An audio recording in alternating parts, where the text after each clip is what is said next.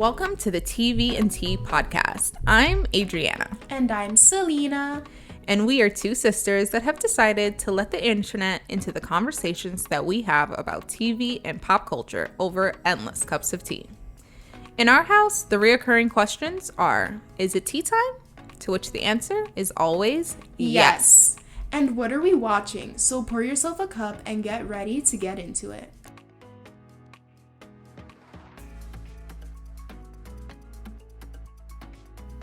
Hey guys! Hey y'all! So welcome back! Hope you're all doing well. How are you doing? Sound off in the comments. For sure. Tell us how you are. How are you? I'm doing well. Yeah? I'm channeling Dolly today. You know, little denim, little rhinestone earring moment. Love it. Yeah. Hair all curled. Yeah. Very cute. I'm feeling it today. I love that for you. Living well. What about you? I am feeling better. Okay, good. This week was just like not it for me. Oh, no. I was just not feeling it at all.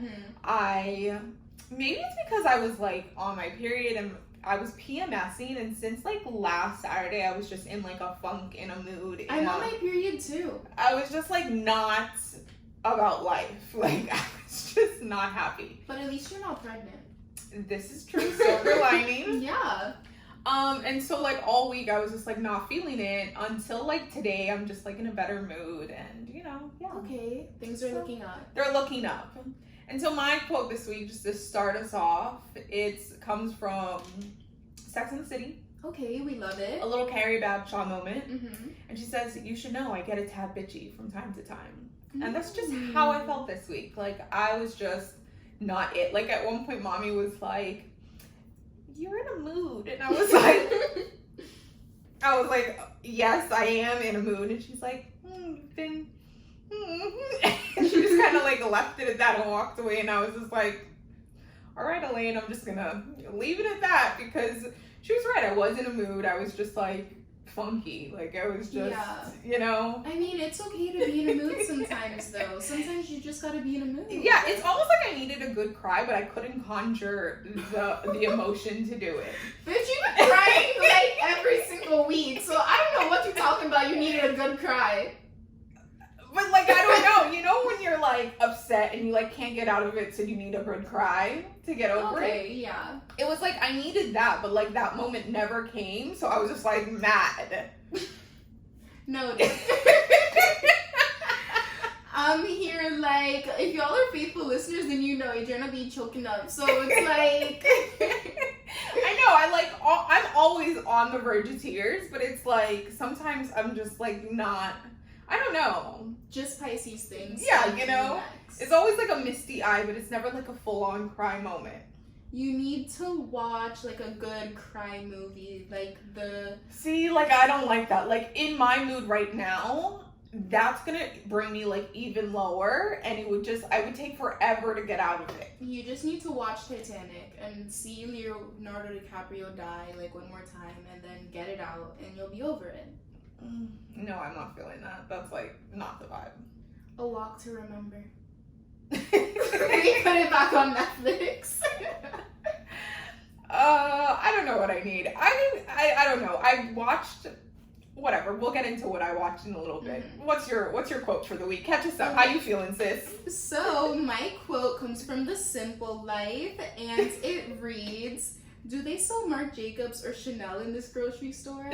And that is just how I feel, because this week I have ventured out, but there's not much to do except for go to the grocery store and like Home Goods and Target, and I'm just like, you've hit up all of them. I've hit up every single store that's open, and I'm just browsing like, can we get some luxury in here? Like, what can I buy? You know, sometimes I recently saw like two different people on YouTube find Hermes plates and cups and saucers in Home Goods, and now I'm like, that's my goal in life right now, to get Hermes China. Like I need it, I want it, like it's just such a fucking vibe. So my new obsession has been watching Home Goods shop with me videos on YouTube. And the idea of finding Hermes at Home Goods. I've been to Home Goods at least twice this week, and I never find anything good, but these Home Goods Shop With Me videos are like, oh yeah, I found this Kate Spade mug, and then I also found this nice fine china, and look, here's a designer bag, and I'm just like, yeah, where that at? Miami Home Goods. You gotta hit up, better. like, the one in Aventura has stuff like that, and like the one in like the Gables. You know, it's gotta be strategic. The one in Kendall is not gonna have that. Okay, so I'm gonna branch out some more this week. Yes, but like that's my new thing. Like I'm obsessed with Hermes China right now. Like that's all I look at. Like I'm here for it. Obsessed. I'm here for it. I love it. Yes. So let's before we dive into what we're talking about today, what else have you been watching this week? I've been watching weird stuff. Like I've just been watching weird YouTube videos. Okay. About people building sheds. Like Oh that my one. God. She wants a Okay. Cheryl, shed. I too want a shed like Cheryl. Mm-hmm. And so I'm with you on this mission to build a shed. I'm here for it. I just want to do home improvement. I found this one video of this woman that built a shed in her backyard, and she made it like her office studio space.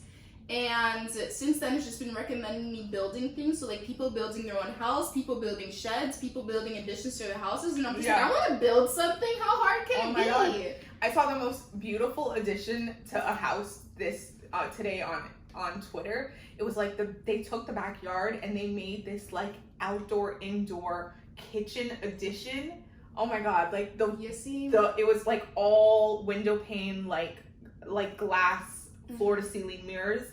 I mean, windows that pulled back, so the entire kitchen was technically outside, inside. It was fabulous. Yeah, like those, I don't know what they're called. I think they're called accordion doors that they have in every Yes. house on Selling Sunset. It was like that, and it was sick. Oh my gosh. We need to update our outdoor living space, but our mother Elaine is just not with it. Yeah, she's really not. But I'm trying. I've planted it. I've been putting a couple bugs in her ear. So, Mom, if you're listening, we know you watch. We need to get the things that I've been telling you about, you know, for the backyard, for the pool. I actually went to IKEA today and City Furniture, and I was taking Really? Yeah, and I was taking hella pictures of the outdoor furniture, and I found we'll talk, but yeah, I found this great little set that we need. Okay. I want us to do like black and white striped, like accessories. I literally and like have, cushions. Yeah, I have oh my a God, black and just white like so chic, thing. very like Beverly Hills Hotel, like. That's literally the vibe. The fucking vibe. We're on the same page. Elaine, get on board. Irregardless, what have you been watching? Because I know you've been watching things without me. Bad. Whatever. Okay. Well, today, and I think this is what like switched my mood around, but I watched the David Foster documentary on Netflix, Off the Record. 10 out of 10 recommend. Like, okay, David Foster used to be married to Yolanda Adams, and he is like a musical genius. I hate to even like describe him like that because he hates to be described like that, but he is a 16-time Grammy winner, like amazing producer, writer, like musical director. He's worked with everybody: Whitney Houston, Celine Dion, Chicago, everybody. He discovered Michael Bublé. He discovered Josh Groban. Like he worked with Andrea Bocelli. Like he is like amazing. And like I've always known about his music because I was like a huge Andrea Bocelli fan in like high school. I went through like a phase where I was like into opera, and so that's when I like first heard about him. So I've always like known who he was, and like when he joined the Real Housewives of Beverly Hills as, you know, like Gigi and Bella's stepdad, it was like, oh, this is like a new relevant moment for him. But now with this documentary, it goes through his entire career, and I just like was so obsessed with it. Like it's like he's written some of my favorite songs of all time, and like, oh my God, just like such a genius. I like love documentaries like that, and I just like it just put me in such a good mood. And then when I was getting dressed, I was listening to like all his greatest hits on Spotify, and I was just like, oh, like love it. Here for it. Here for inspired. it. Yes, exactly. Okay, great. that, and I've been watching this show called Marcella. I love Marcella. Okay, so we're gonna. I think we're gonna do an episode on this. Tell us if you've watched, if you want to hear about it. Mm-hmm. But I really enjoyed it. I watched all 3 seasons of it on Netflix, and I just like to die. It's like British crop drama, and she's just fucking crazy. She's insane. Yeah, I just finished season 1. Yes, and it's Very so good. Crazy, but it's like such a good like crime drama show, and it's got like that dry British humor a little bit sprinkled in, but really good. It's a little dark. Very dark, you know, very reminiscent of like Luther. If you've ever watched Luther, those are the kind of vibes it gives. Yeah. So good. So yeah, that's kind of like what I've been watching this week. Oh, and did you watch Old Guard? I know I did. tweeted about it. Oh yeah. my god. I've been telling mommy to watch it all week because it is like That's our kind of movie. movie. Yeah. It's our kind of movie. Like, I watched it. I thought it was amazing. So good. Like Charlize, like, okay sis, I see you. She did what she had to do. You really went and did some like training. Like when she was crawling over the windows and the walls, I was like, yes, sis, I'm here for it. Yeah, I really like the concept of it. It was really interesting. It was. I need like 2 more movies of it. Same. Yeah. Like I need Netflix not to drop the ball and like actually do a follow-up. For sure. That was really good. 10 out of 10 recommend. 10 out of 10 and follow-up of 365 D&I because I miss what's his name? What's that Italian name? Massimo. Oh my god. I really hope they make another movie of Massimo. Really? Yeah, it was so good. I mean, I just want to see him like do something else. Like that movie was like really not it. So But nobody's filming right now. It's sad. I've heard like a couple things have gone back into production. Oh really? Like, yeah. Like what? Do you remember? I don't remember exactly what I saw, but I did see that a couple things are going back. Okay. We'll see. We'll see. Hopefully. Yeah. Okay, so what are we gonna get into first? Okay, let's get into something new. Okay. P-Valley. P-Valley, yes. Okay, so P-Valley is a new show on Stars. They've got 2 episodes out so far, and it is following a girl. Okay, one question I have about the show, is this supposed to be like right after Katrina or modern day? It seems like it's supposed to be right after Katrina. Okay, it's set in New Orleans, and you see this girl, she's like in the water, you see the destruction of Hurricane Katrina, and she is kind of like picking stuff up out of the water, and she ends up in like this small town, and she's like trying to do something for herself. She's got just a couple dollars in her pocket, and she ends up at a strip club on an open night, like an amateur night, and you know she wins the night, and she ends up getting a job at the strip club, and the story is gonna unfold over the season of, you know, her working at this place and all the characters that they have in the show. You know, they are highlighting one of the other strippers that is like basically the moneymaker of it, of the club, and she's about to retire. And this new girl come in and try to take all the spotlight. Right. Yeah. And they're also focused on the owner of the strip club. He's in a really bad financial place. He's losing the club. And so, you know, he's got his own things going on. And then you've got this character that's taking pictures of the club that is researching the area because he is, you know, on the team that's bringing to the town a new casino. So he's looking for places for, you know, the developers to buy up or to, you know, take from the bank, basically, to buy back from the bank if they go into foreclosure. And so he's also like a character that's coming into the club and coming into the main character's life. What is her name? Oh, I don't know her name. I know she calls herself August in the club, but I don't know her actual name. I think it's Haley. Oh, you're right. It's Haley. That sounds familiar. So yeah, like we watched the first episode, and I liked it. Like I thought it was cute. I really liked it. It's like dirty burlesque. Does that make sense? Yes. Like a little bit raunchier. It's very gritty and grimy, but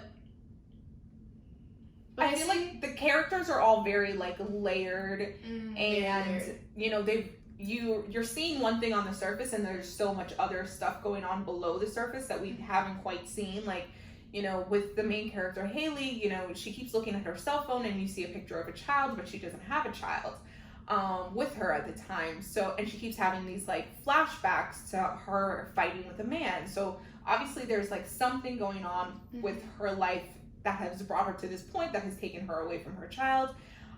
So to see all of those kinds of things, how they're going to play out throughout the season will be interesting to see. But I like it so far. Yeah, I really like it so far. I think it's super interesting when shows tackle small town dynamics, right? Yeah. Like the dynamic between, I think it's Mercedes, the rival stripper, the one that makes money, Mercedes and her mom. It is like a Bible Belt conservative town, and her mom is a huge part of the church. And Mercedes is this infamous stripper in the town, yeah. So then we see Mercedes and her mom in the first episode argue in the strip club parking lot. And the mom is basically saying, "You're evil, the devil has you, blah, blah, blah." And Mercedes gives her a bag of money, and the mom suddenly shuts up and leaves. Yeah. And it's just like, wow, so many women are criticized for sex work, but when people benefit from it, they have nothing to say. They have no problem with it. Yeah, and they do make good money, and most of them make a very honest living. You know, they go to the club, they make their money, and they leave. Yeah. And a lot of them save up, like Mercedes is doing, to buy property, start a business, you know, so that's why I'll always say I'm very pro sex work, because I feel like a lot of those women, they just do what they gotta do. And this show is really showcasing that. Yeah, I agree. And it's showing the bad side and the good side. Like, yeah, and you're getting to see, like, some of the other girls that work in the club, like, one of the girls just had a baby, and she's in an abusive relationship, and you're seeing how she deals with that, and like the home and the family that they've created for themselves within the club. So those types of like dynamics are also really interesting to see play out as well. Yeah. I like it so far. The one thing I can say that I think is just so disrespectful are the captions. Oh my gosh, you guys, if you're gonna watch the show, turn on the captions for at least one episode. Yeah, and just see what a mockery. Horrible. I'm just like, okay, first of all, yes, they have an accent, and yes, on some level they're speaking like Ebonics, I guess, like broken English slang, but it's not that broken. It's not hard to understand. The accents are not even that strong to where the captions need to be like half another language. Like it's just so disrespectful. I was like, what's going on with the captions? Like, I literally thought it was another language at one point. I was like, did we put the captions in another language on accident? Like, what is going on? So bad. The way they've broken down the captions just do not. I'm just like, this is just so. So disrespectful. So disrespectful. So disrespectful. So rude. Yeah. But we need to talk about the hot guy. The security guard. Oh, the hot guy is so hot. What is his name? His name is... He's also on like a Tyler Perry show. Hold on. And he also raps. Like I used to follow him on Instagram. Raps, okay. We having a thirsty Thursday up in here. Oh my god, what's his name? What's his name? He should be one of the main guys there. He should be, but he's not. Oh no. Hold on.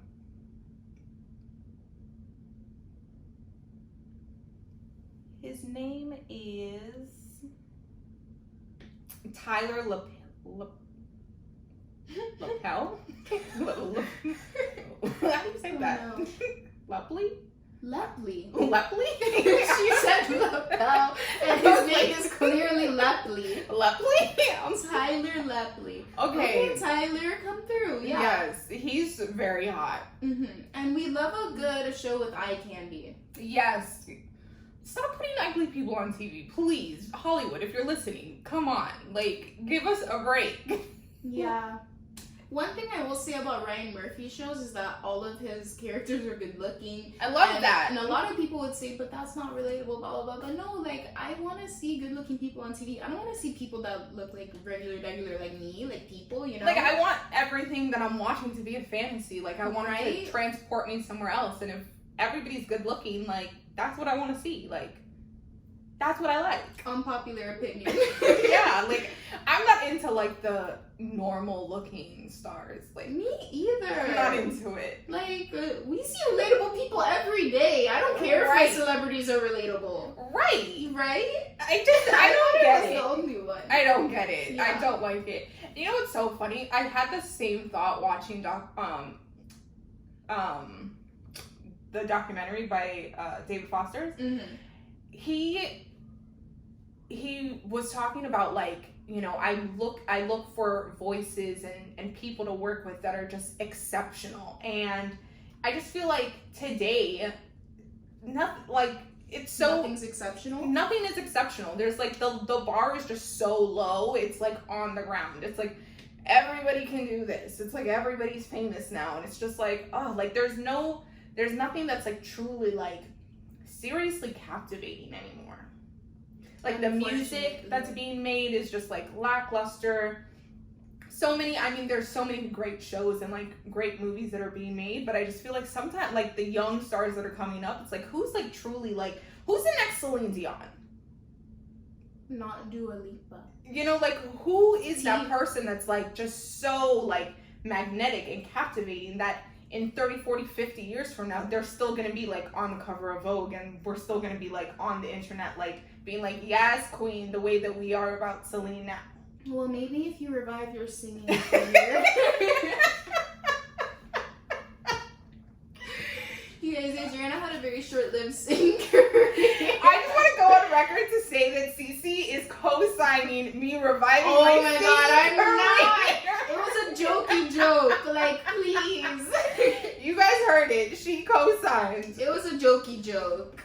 So just to let you in on the joke, when we bought the equipment for this show, I was like setting it up the night I got it, and I was like in the kitchen. And so I had my mic on like a mic stand, and I was like standing there, and I was like with my laptop, and I was she like, felt like she was in the booth. And I was like, damn, like I need to lay down a track. And then I like turned to my mom. I was like, you know what? I think I'm gonna revive my singing career. And then Aline goes, what singing career? She was like, what singing career? And I was like, it was just like a moment. I was totally joking, but like now it just garners such a reaction that I love to say it. And we're all just like, Adriana, no. Like, we don't want to go see you at a coffee shop singing. I'm totally gonna do this. Gosh, like I'm gonna have shows. I'm gonna have sets. Like I'm gonna be in the booth, laying down the track. No. Find me on SoundCloud, guys. Anyways, next show. You guys, Okay. This week we also watched this show on Netflix. You're crying. I am right. Oh my god, that is so funny. We watched this show on Netflix called Indian Matchmaking, and you all need to watch it because it was so good and so cute. So cute. So fun, so fresh. Yes. Basically, this matchmaker based out of Mumbai named Seema is the center of the show, and she has all of these clients who want to be arranged to get married. And arranged marriages are normal in Indian culture, you know, sort of love marriages, but it's just more common. So she matches people based on what the family wants, because very traditional, super important to them. She matches people based on Indian astrology, which I thought was really fun as well. And then just who she would think would be compatible based on their personalities. And I thought it was so fun. They follow a bunch of her clients. One of them is super picky and difficult. She was like a lawyer, 34, which is old to get married in Indian culture. They were like, honey, you needed to do this at 22. What are you doing? They're like, you need to lower your standards. Yeah, and then a couple other people. One guy that I really liked was a jeweler, and also, she matches people all over the world. So she has clients in India and also Indian American clients in the US. The guy in India that was a jeweler, that family money was real long. like it goes from here to India. It's so long. Like yeah. their house, chef kiss. oh I my have to god, say. the mother has been collecting saris and like all these different outfits with the matching jewelry. And when I say jewelry, I mean like diamond and ruby encrusted bracelets and bangles and rings and headpieces and like, oh my god, just like so much stuff that they have to give to their, you know, future daughter-in-law. And sick. It was sick. Yeah, I must say.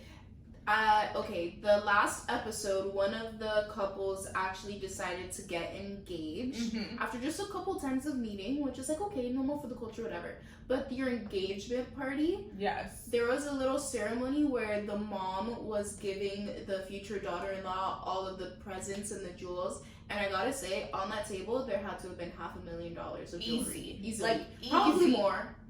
Easy. Like, it was sick. I mean, I watched that episode like, why not me? Why not me? And then also one thing our mom pointed out, shout out to Elaine, we're talking about her so much. So much.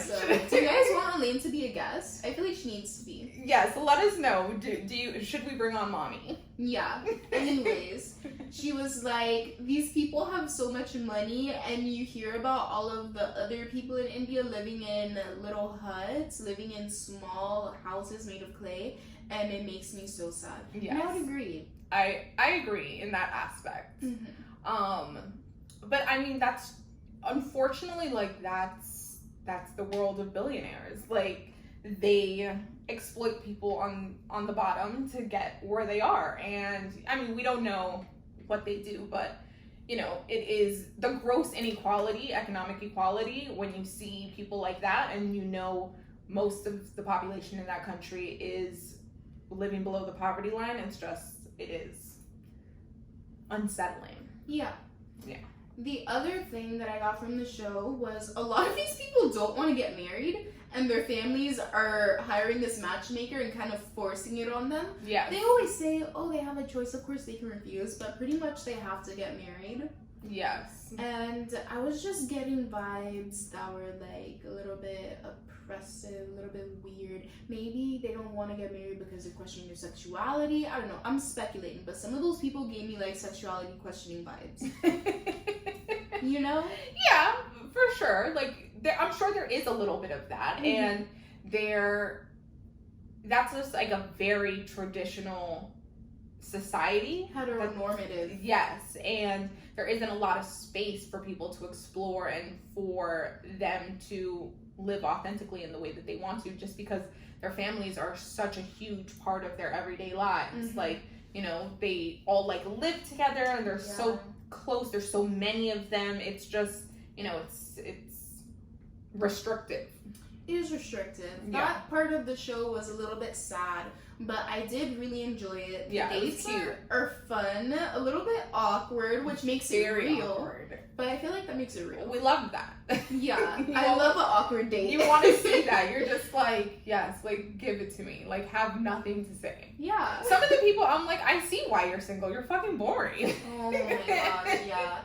The couple that got engaged, they couldn't even have a conversation. I don't know how, they didn't have one real conversation that made you feel like, oh, there's something there. Yeah, I think he just had money and she was cute. Yeah. But you know, sometimes that type of dynamic works. Literally. Yeah. I was like, sis, you won. You won. Hey, I mean, I would have said no if he was proposing. I mean, just that I love jewelry, so it's like that's the actual key to my heart. Yeah, it just depends on what you want. Do you want the life, or do you want like someone that makes decent money and then you're... But to quote Elaine, money can't buy you happiness, but it can buy you the type of misery that you enjoy. I think that's somebody else's quote, but thanks Elaine for sharing it with us. She said that my entire life. Like, that is... I don't know. She really said that's her quote. Yeah. I mean, of course you can build with someone and whatever, but if you just want the life, you don't care about love that much, go for it, honey. Yeah, for sure. Get the rich guy. Why not? It was interesting. what I said as we were watching it was like, it doesn't matter where you are in the world, everybody is having trouble dating. You said that. Like, it doesn't matter what city, what state, what country you live in. Like, if you ask women and men, it's like, oh, the girls are lame. Oh, the guys have no personality. Oh, these guys are shallow. They don't want to settle down. These girls don't appreciate men. And, you know, it's just like, everybody has something to say, and everybody's having like a hard time dating, hard time finding people to like settle down and like live with. I feel like everyone's expectations are way too high in our generation. You think it's too high? I think all of our expectations are way too high. And partly because of the internet and how we were raised. I feel like people in mommy's generation, they settled for who was around them. But now, because you can literally meet someone from across the world and like it's your perfect guy and that's your husband, you always just think like, oh, I don't have to settle for this normal guy in my hometown. Back then, they did settle for the normal guy in their hometown because that was realistic. I feel like, yes, but I feel like a lot of people in like our grandmother's generation, they settled for the people that were around because that generation wasn't very like global as they are. But then like mommy's generation, they settled down young because that was the expectation, but then they all got divorced. And that, I think, taught us like we don't have to stay if we're unhappy. So like the second our generation is unhappy, we're like, bye, I'm out. Yeah. So I feel like in that sense, we never make it past like the bumps and bruises to get to the place where we're happy. Yeah, it's definitely the entire generation. Our grandparents settled and were unhappy. Our parents settled, were unhappy, and left, and they were like, I don't want to be stuck in my parents' marriage where they hate each other but they never break up. And then we're just like, where do we fit? Should I even do this? I know, like I find myself thinking sometimes like, do I even want to even spend the effort to find someone to get married to? It's just like, I'm 30 and it's like, yeah, that's young, but at the same time I'm just like, ugh, like I'm over it. I think you need a lover, but like a different lover than maybe the lovers you've had, or the lovers you may still be, you know, interested in. I would agree with that. Like I feel like yes. Yeah. Like I want like a whisk me off to Paris for the weekend kind of lover. Yeah, I think that's the exact type of lover because I was thinking about. Like, yes. Like the guy that we met at your birthday. You could have gotten with him if homeboy wasn't there, but whatever. Okay. Really personal. Okay, so he wasn't even talking to me. Because you were with somebody. Okay, anyways, we're not gonna get into that. But I'm just saying, like but definitely for somebody that's single and like at that age of the people that were on the show, like 30, it does feel like, what's the point? I think we all need to calm down, and the parents will need to calm down and just let them live. Get a lover, maybe not, because these people are all successful in their careers. They like have so many hobbies and they're cool people. But another thing is, a lot of people don't want to have children with people that are not their husbands. Like I don't want to have kids for anybody that's not my husband. Like I would rather never have kids than to have just kids with like a random, you know, or like just somebody I'm like casually dating but like don't want to spend my life with. Yes. But if you have enough money for a matchmaker, you have enough money to freeze your eggs. For sure, but like who wants to be like 45 and unfreezing their eggs or going through IVF? Like this is easy for her to say because she's 21. Like at 30, it does feel like the clock is a ticking. Well, then what you finna do? I don't know. I actually don't feel like I have the pressure on me to have kids. Like I feel like if it happens, it happens. If it doesn't, it doesn't. I want like the whole picture. I don't want just like one part of it. So I just feel like, okay, we'll see what happens. I think life is about being flexible. I just feel like the next like big vacation I take, I'm gonna find my husband. Like every time I travel, I meet the love of my life. This is true. This is actually true. Like anytime I travel, like anytime. Yeah. I'm like, oh, I could marry you, but you don't live in Miami. Okay. You just gotta smash it. So the next time I travel, who knows when that will be with Corona, but you know, like, I'll probably meet my husband. No. And I'll be like, sure, I'll move to London, Paris, Monaco, Nice. But you know, what if it's throwing out my wish list. Your wish list?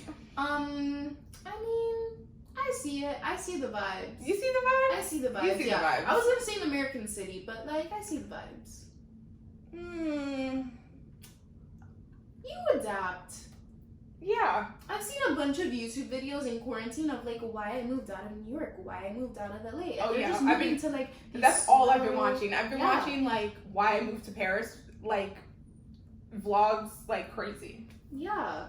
One of the YouTubers I follow lived in LA and just moved to Arizona, and she was like, I love it here. Yeah. And why not just move to wherever you want to go and be peaceful and happy? Yeah. And I was just like, sis, I see the vibe. Mhm. Yeah, so you know, I love that for you. Yeah. I'm here for it. Okay.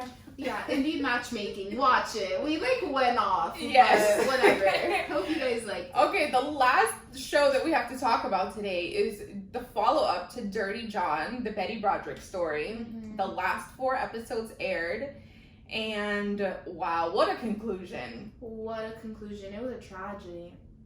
Obviously, it's a true story, so we knew that eventually Betty was going to lose her mind and kill her husband and his new wife.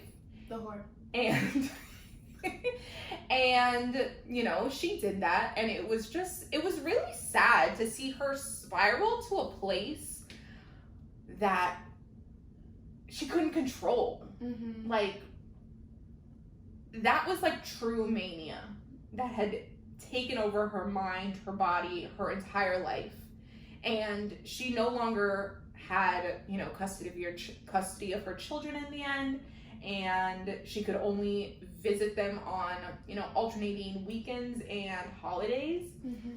It's like she couldn't even spend their birthdays with them, and she was so caught up in her ex-husband's new life without her that she couldn't even adapt to the new life that she had to live. Yeah. And that's what I thought was so sad.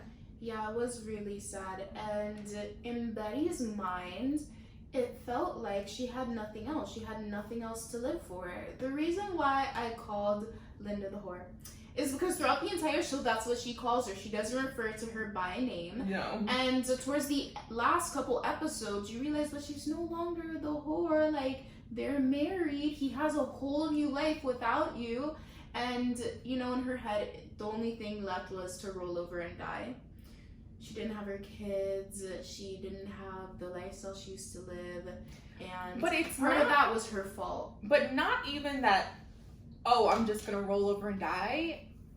I cannot let you continue living. I can't let you be happy. Yeah, that too. It was, I am so unhappy, and you have made me so unhappy that I have to take away any source of happiness that you could have. And she killed them. Unpopular opinion, I think everyone got what they deserved in that situation. Betty deserves to be in jail. Yes. And I don't want to say people deserve to be dead, but their actions led her to do that. Yeah. Which is so sad, you know. But... Unfortunately, yeah, I said the same thing. Like, he got what was coming to him. Mm-hmm. And so did she, unfortunately, which is awful. But, you know, he really pushed her to the end. He made it so that she was really walking away with very little. Even though, like, her alimony payments were very nice. Like, but she for could... 3 years. Yeah, but, like...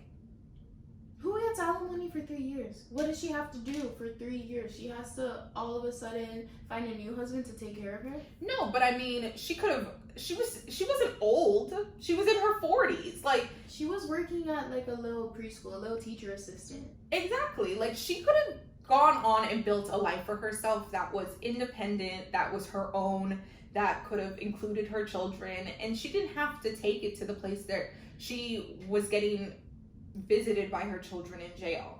You know, she's still in jail to this day. And it's just That's like, what gets me. and, you know, she's had 3 different parole hearings, and they won't let her out because they said that she doesn't seem remorseful. And I'm sure that in some ways she's not. Like, she's like, if I did what she did and I went through what she went, I don't think I'd regret it either. yeah, like, I could see her totally being like, he deserved that. That was he had it coming. Right. He had it coming. Absolutely. Yeah. And so I just, yeah, it's just really sad.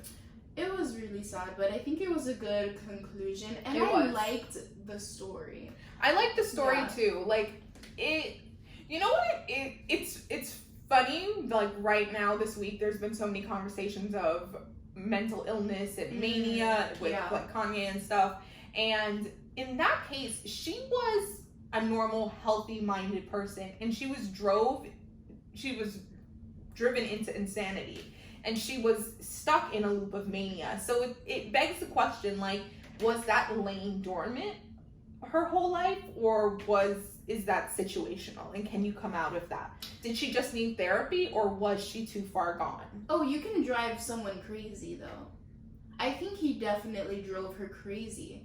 And gaslighting was a term coined from a movie in, I think, the 1950s, where the woman literally was driven crazy by her husband. If you guys aren't aware of this old movie, you guys should look it up. Just look up where gaslighting stems from. And basically, he married this woman that had a fortune and tried to swindle her out of her money by making her go crazy and try to kill herself. And he dimmed the lights so they would flicker. And every time she would be like, oh, why are the lights flickering? He'd be like, they're not flickering. What are you talking about? And when you lead someone to believe they're crazy, when you gaslight them so much, they eventually become it. Just like PTSD with war. Just like, you know, in the last show that we watched, Waco, that psychological warfare that they did, it makes you crazy. So I definitely think that's what was going on with her. For years, he gaslighted her about the affair. And then after that, she didn't even realize that she was getting divorced for real. He never said the words divorce or separation. He said, I need time, I need this, I need that. You know, these hearings, I just want it settled. I just want us to both be happy. She didn't know what that meant for him. That meant he wanted to move on with his new girl. Yeah. And all of a sudden, the reality set in, and she was like, my reality that I thought was real is not real. Doesn't exist. Yeah. So of course the woman went mad. That happens. Yeah.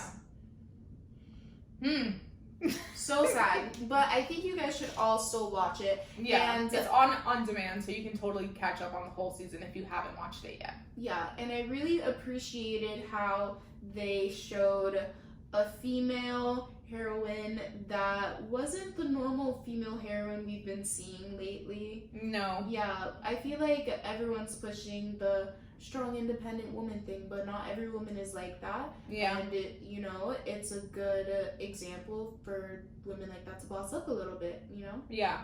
And in the way that they shot the show, you really do sympathize with her. You see, like, this wasn't her fault. She was driven to this place, and you empathize with her. I really enjoyed it. Yeah, so did I. Very sad, but you know. For sure.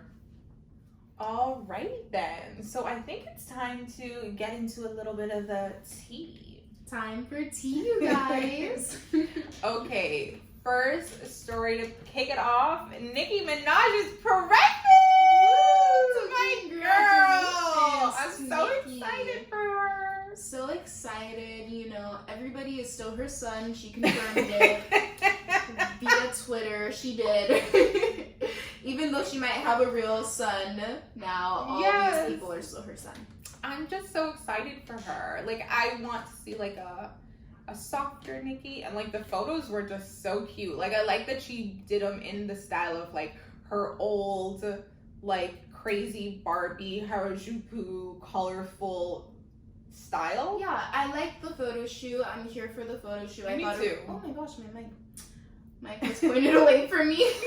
I thought it was cute and I liked it. So yeah. Yeah. So happy for her. I'm very happy. Even though I really don't like her guy. oh, he sucks, but, you know, she's having a baby now. We're gonna ignore that for a little bit. Yeah, we're gonna have to ignore him because he just bothers me. But I'm so happy for her. So happy. Regardless, Yes. in other news, Demi Lovato's engaged.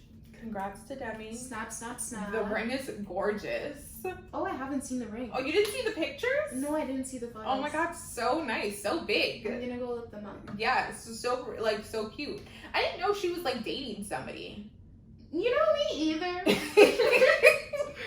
I feel like a lot of these couples get engaged or they like get pregnant. Like when Emma Roberts announced that she was pregnant, I was like, who is she with? Yeah, like I didn't know she was dating somebody. Apparently they got together in like quarantine, or they've been keeping their relationship under wraps, and then it was like, I don't know, came out in quarantine. Oh, okay, that's cute. But I don't even know who he is. Like, oh, is he a random? I think so. We didn't do our research for this story. Let me do some digging. Fiance. Yeah, but the ring is nice, and I'm happy for her. You know, anything that keeps her happy and healthy, I'm here for. Even though I'm not really like a huge Demi Lovato fan. I'm not that big of a Demi Lovato fan either, but she has a great voice, and I feel like she was a moment in Disney history. Yeah, for sure. Yeah, Camp Rock. The kids love her. The kids, me, gosh. The kids are old now. Max Eric is an American actor, singer, and dancer. He is best known for his role as Fenmore Baldwin in The Young and the Restless. He's not a random. Oh. Hunter Bean Under the Dome and Freddie Cool. Bridge in The Path.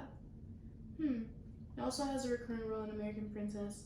Oh, according to people, they're already planning the wedding. I will go down a rabbit hole if I continue. Anyways, congrats to Demi. Congrats to them. Yeah. What do we have next? Okay, Mariah Carey, my Mimi, is releasing her memoir, The Meaning of Mariah Carey. It's set to come out September 29th, and I'm just so excited.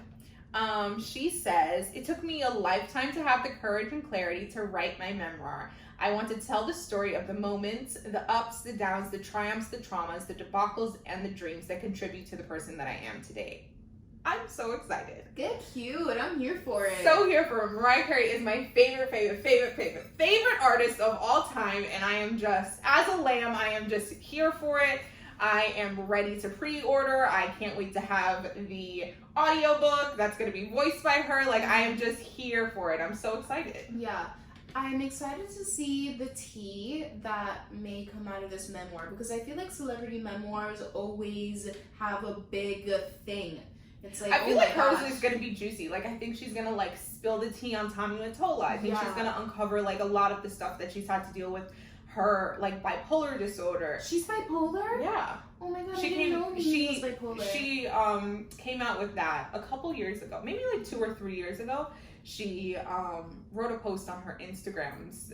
No, she had like a whole spread of people that was like talking about her mental health issues like throughout the years. Wow. And how she suffered from postpartum and all of that. And so I think that's going to be really interesting, and I want to hear about her, like the end of her and Nick and like how that happens. And I really want her to spill the tea on Eminem. Like, I just want to know, like, obviously we know they have history, but I just want to know, like, what actually happened? Like, why does he hate her? Why is there beef? Like, what's the beef? Yeah.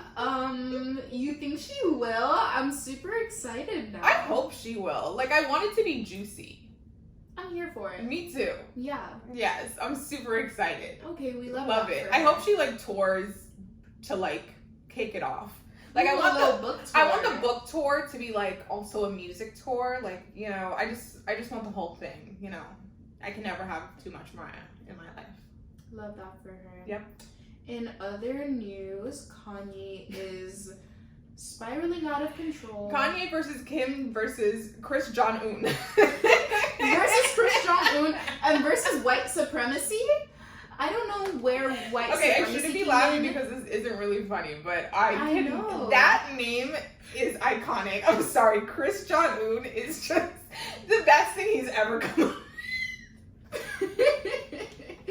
Well, I love it. Genius. I love it. it. Oh my gosh. The memes with that one are never ending. Oh my but God. I want to read you some of the tweets. Okay, so this spiral seems to have started at his campaign rally. He was ranting to the crowd, saying very inflammatory things. One of them being that Harriet Tubman didn't free the slaves. She just took them to work for other white people. That was very interesting, to say the least.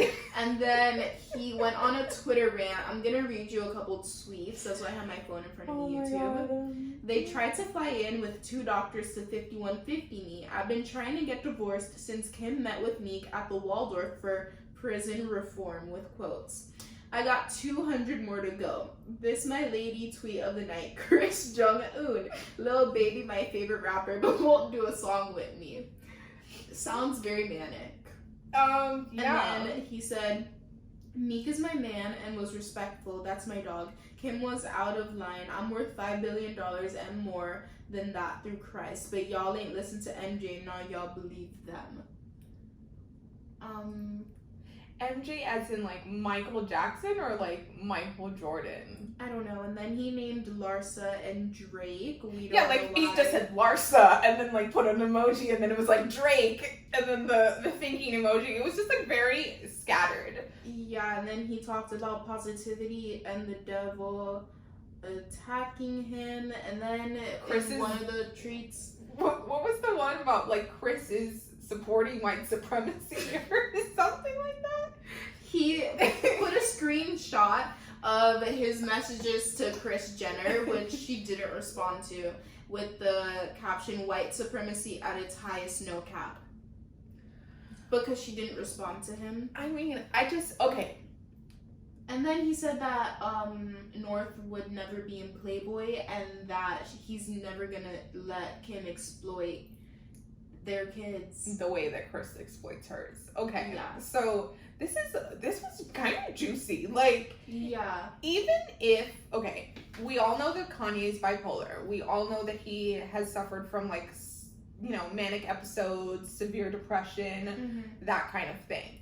And it seems like he's off of his meds, which he's admitted to like not taking before in previous interviews. Yeah.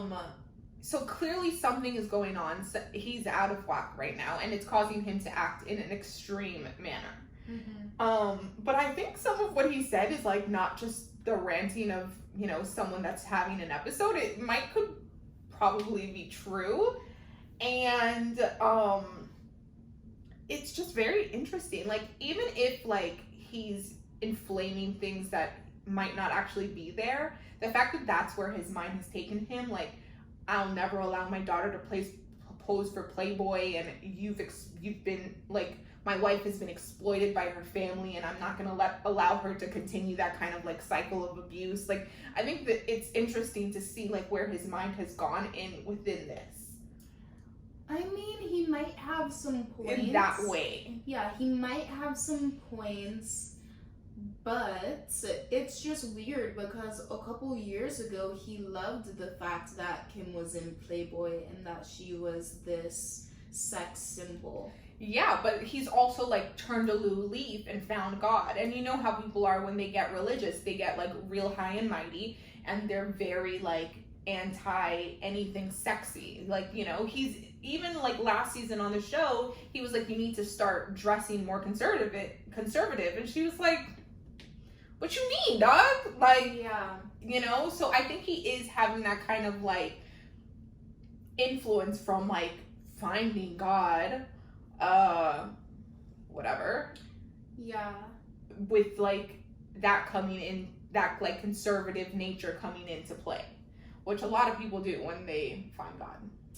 I just feel really bad for Kanye. People were clowning him, but he is obviously the internet is going to joke. Yeah, Kim put out a statement, which I think is very interesting because she never really talks of whenever he wilds out, she never says anything. Yeah, and she's said something, so let's read it. Yeah, I'm not gonna read the whole thing. It was a little long. Yeah, it is a little long. But I'll read you a part.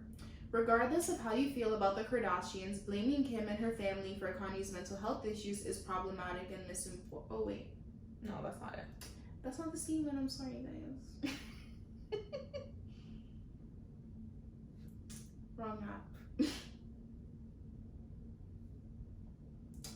Kim's statement. As many of you know, Kanye has bipolar disorder. Anyone who has this or has a loved one in their life who does knows how incredibly complicated and painful it is to understand. I've never spoken publicly about how this has affected us at home because I am very protective of our children and Kanye's right to privacy when it comes to his health. But today, I feel like I should comment on it because of the stigma and misconceptions about mental health. And then she goes on to talk about how society views bipolar disorder and a little bit of their struggles in the family. And basically she's asking for everybody to respect their privacy and not like exploit this for clicks. Yeah, and not talk shit about her man. I'm glad I'm glad that she's kind of defending him in a sense. I like that as well. Even though he's clearly throwing her under the bus, I think it's nice that as his wife, she is like standing by her man essentially. It does seem a little like it's like, oh, now you want privacy when you've pimped out every other part of your life. It's questionable. You know, but it's Kanye's privacy as well. Yeah, I understand that. Like, I don't think it's her place to really speak on his, like, mental health, but I think it's just a little ironic. Are they beefing in the same house? No, I think he's in Ohio or wherever his ranch is. Wisconsin? No. Colorado? It's like a W or a O, or I think it's Ohio. Or an O state. I don't know, whatever. Ohio. Oklahoma? I don't know where the ranch is. Wherever the ranch is. It's like up north though, isn't it? That's north, isn't it? Ohio's like Midwest. Our moment of trying to figure out geography. Irregardless of where the ranch is, he's at the ranch and she's in LA. Okay. I think so. I think it's really difficult to deal with people with mental illness, and I don't think there's like a right or wrong way for her to deal with or the family to deal with. I don't think anybody else in the family should be commenting on it. I think they need to all stay out of it. Montana? Oh, Montana. That might be it. I don't know. But yeah, we'll see what happens. I just hope that and then like Dave Chappelle went to Ohio. Did you see that video? Or Montana, wherever he is. Dave Chappelle and a couple other friends like went out to visit him, and then he posted a video of them all like standing there, and it was just like very awkward. And he was like, Dave's a real friend, and you know, that's why he came here, and it was just like very weird. So I don't know. Little confusing. I am confusion with the situation. I just feel bad for the kids because like at the end of the day, they're all young enough that they might be insulated from it to a certain extent, but this is something they're gonna have to see and deal with for the rest of their lives. That is their father, and that's just, you know. I don't understand why parents still want a Twitter beef and like social media beef. Your kids are gonna see that eventually. Yeah, especially that's weird. Celebrities. It's like, what are you doing? Yeah. Yeah, like I know people personally who trash their baby daddies and baby mamas on social media, and it's just like, your kids are gonna know about this. You know that, right? Yeah. Very weird. Yeah. I'm not here for that. I think the Twitter beef needs to go, and they need to handle this as a family in person. And, you know, I hope Kanye gets well soon, because it is very sad to see someone spiral out of control like this. For sure. Yeah. He's just like so ridiculous. I know. And I feel like it was easier to clown about Will and Jada because they were a united front. Because Kanye and Kim are divided right now, I can't really clown it. It's like these people are going through a hard time. Oh, for sure. Yeah. Yeah, for sure. But Okay. I think that's all the tea we have for today. That's the tea for today. Thank you guys so much for watching. Thank you for joining us. Or listening. Go ahead and subscribe. If you are on YouTube, go ahead and leave us a comment. We asked you a couple questions throughout, so I want some answers. Yeah. And we will see you guys next Friday for another episode of the TV&T podcast. Yes. Bye. Bye, you guys.